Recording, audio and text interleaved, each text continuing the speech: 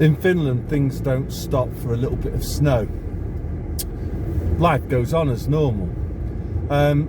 Today I just saw on the internet some pretty crazy pictures of Brits driving badly on snow. So I live in Finland, I'm a Brit, but I've learned to drive on snow, and I think you can learn how to do it too. So I'm going to give you my top 5 or so tips for driving on snow. So here goes. So the first tip is not to turn and apply the accelerator at the same time. Okay, another thing that you need to do is give yourself time and space. So I just saw a truck coming here, so you need to kind of just take your foot off the gas. Don't stamp down on the brakes, otherwise you'll slide into a truck like that. So you just have to, good driving I think is all about thinking ahead anyway. On snow it's even more important because it takes time. Your stopping distances are obviously going to be a lot longer. So that's rule 1, give yourself loads of time. Rule 2 is don't apply the accelerator whilst you're turning, or for that matter hit the brakes hard, you know, in the middle of a turn. That should be like obvious really. So I'll just show you here. I'll go around the corner here. Just take your foot off the gas, let it cruise around, and then once you're out of the corner you can apply the gas again. Obviously, you know, for Finns watching this, they'll be laughing at me saying that I'm going way too slow, but you know, I think you've just got to learn through experience, like car control. I'm just going to turn onto a main road here in a minute. As you can see, everything's working fine here, and you know, it's not as if everyone's driving around in a 4x4. You know, quite the opposite. There's a lot of sort of small cars here, or just regular saloon cars. So again, just coming up here.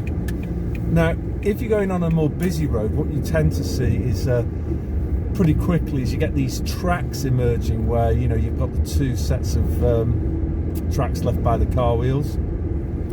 So one option is just to follow the tracks. Another option that can be used is to put one wheel on top of the fresh snow and then the other wheel on the track, and I find that's useful when it's particularly icy, where there's hardly any grip on the tracks themselves. So I think, is there any more? Oh yeah, another thing here you see as well is don't drive too close to the car in front of you for obvious reasons, and maybe drive 20% slower than you otherwise would be. So up ahead, you know, I can see a bus slowing down, so I'm just gonna take it easy, move it down a gear, cruise past.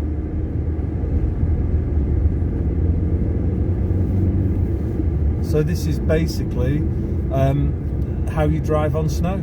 I think the other thing as well is, you know, the more you do this, the more it just becomes second nature. And from watching these videos on Sky News, I'm not being cruel here, I'm just being accurate, but there was seemed to be a lot of shouting and hysteria, you know, people panic, and if you panic, you're going to lose control of the car. You need to stay calm. And use your brain rather than, oh, the other thing was, of course, these people driving in Chelsea tractors, they get stuck on a bit of ice, so what do? They just press the accelerator down even harder and get nowhere and turn the road into an ice rink. So yeah, that's it. No one's driving around here with chains on their tyres. People are just driving just normally and sensibly. And as I say, that's how people get around in Finland. You'll see kids, I do it, cycle around on your bike. And again, the similar rules apply for cycling. So what you mustn't do is, when you go round a corner, brake or start pedalling, because your tyres will lose what little grip that they've got on a slippery surface. So yeah, that's all that I want to say.